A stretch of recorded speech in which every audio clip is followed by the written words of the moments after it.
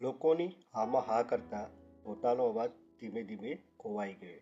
દેખાડા પાછળ દોડીને જિંદગીને બહુ પાછળ ધકેલી દીધી. જ્યાં તમારે પોતાના દિલનું સાંભળવાનું હતું ત્યાં તમે બીજાના બતાવેલા રસ્તા પર ચાલ્યા અને હવે પોતાની જિંદગી બોજ બની ગઈ.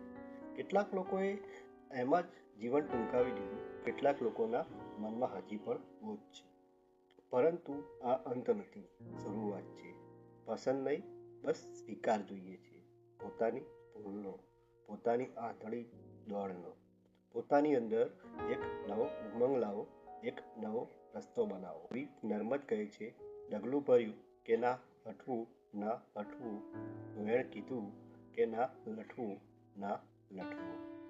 એકવાર જો તમે કોઈ રસ્તા પર ચાલવાનું નક્કી કરી લીધું તો પછી ગમે તેટલી મુશ્કેલી આવે, ડગલું પાછું ન ખેંચવું. જે બોલી લીધું એ પાળી બતાવો અને અંતે તમે જોશો કે જિંદગીમાં રોનક આવી જશે. એક